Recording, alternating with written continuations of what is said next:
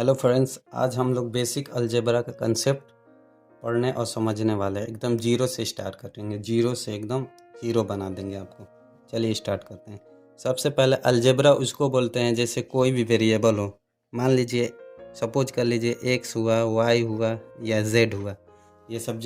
ये जितने भी वेरिएबल हैं, ए हो गया, अल्फ़ाबेट में कोई भी ए बी सी या capital A capital B capital C, कोई भी इसको डिनोट कर सकते हैं। बेसिक अलजेब्रा अलजेब्रा का कंसेप्ट यही है कि एक्स वाई जोड़ के एनी वेरिएबल या अल्फ़ाबेट हो, इसको हम लोग वेरिएबल बोलते हैं। ये वेरिएबल हम लोग का होता है, ठीक है। ये वेरिएबल हो गया। नॉन वेरिएबल उसको बोलते हैं इसके अलावा कोई भी, जैसे कोई नंबर हो गया, इंटीजर हो गया, होल नंबर हो गया, वो नॉन वेरिएबल हो गया। चलिए स्टार्ट करते हैं। तो सबसे पहले मान लीजिए जैसे ये 2x² हो गया, इसमें x² हम लोग का वेरिएबल हो जाएगा, ठीक है। ये हम लोग का वेरिएबल हो गया। और जो 2 इसमें है ना, इसको हम लोग कोफिशिएंट बोलते हैं। कोफिशिएंट कहने का मतलब ये है कि x² का अगर सपोज कर लीजिए, मान लीजिए x² का कोफिशिएंट कितना होगा, तो आप लोग बोलेंगे 2 होगा।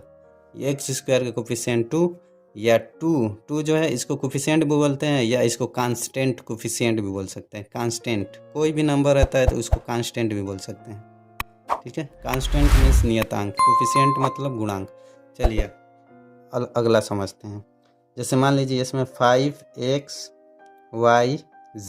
तो इसमें अगर हम लोग बोलेंगे xyz का कोफिशिएंट कितना होगा, तो xyz का कोफिशिएंट 5 हो जाएगा।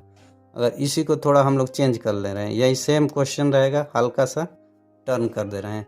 अगर मान लीजिए पूछ लिया जाए z का कोफिशिएंट कितना होगा, तो z का कोफिशिएंट हम लोग का हो जाएगा 5xy। अगर मान लीजिए हम लोग पूछ लिए 5xyz में y का कोफिशिएंट कितना होगा, तो y के अलावा जो भी है, जैसे ये 5x हो गया, यहाँ z, तो 5xz जो होगा y का कोफिशिएंट हो जाएगा, ठीक है। मान लीजिए इसमें x² का कोफिशिएंट क्या होगा, x² के आगे कुछ नंबर नहीं है। जिसके आगे कुछ नंबर नहीं रहता है वहाँ पे हम लोग सपोज कर लेते हैं वहाँ 1 होगा, तो यहाँ पे 1 हो जाएगा इसका कोफिशिएंट, ठीक है। अब चलिए हल्का सा मतलब ऐड करने के लिए आपको बता रहे हैं, एडिंग बेसिक कैसे ऐड किया जाता है। अगर सेम नंबर है, सेम वेरिएबल से सेम वेरिएबल में ऐड होता है, ठीक है। जैसे देख लीजिए, मान लीजिए 12x हो गया, ये 5x हो गया, तो ये भी सेम वेरिएबल, ये भी सेम वेरिएबल।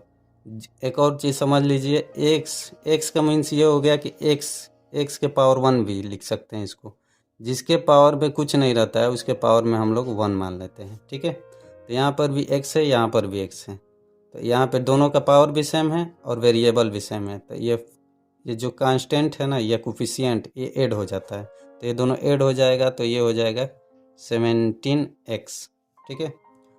ऐसे ही सब्ट्रैक्ट, सेम टू सेम ऐसे ही सब्ट्रैक्ट भी किया जाता है। मान लीजिए जैसे ये 12x हो गया माइनस 5x हो गया, ठीक है।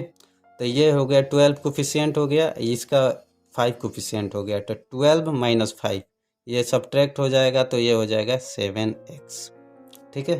अब एक और दूसरा एग्जांपल ले रहे हैं। सपोज कर लीजिए यहाँ पे 2xy हो गया, यहाँ पे प्लस 5x² हो गया प्लस z। तो ये जो है देखिए, इसमें xy है, इसके भी पावर x है, इसके भी पावर 1 है, y का भी पावर 1 है, पर लेकिन इसमें x के पावर 2 हो गया है, तो ये अलग हो गया, ये अलग हो गया। जब अलग अलग वेरिएबल हो, डिफरेंट वेरिएबल होते हैं, तो उनको ऐड नहीं करते हैं, वैसे एज इट इज़ उसको उतार देते हैं। तो इसको अगर हम लोग ऐड करेंगे तो ऐसे ही उतर जाएगा, ऐड नहीं होगा। तो हम लोग का ये आंसर वही हो जाएगा 5x² प्लस z। सेम अगर हो, सेम होगा तभी कोफिशिएंट जुड़ेगा, अगर सेम नहीं होगा तो अदरवाइज कोफिशिएंट नहीं जुड़ेगा, ठीक है। मिलते हैं अगले वीडियो में, तब तक के लिए बाय बाय।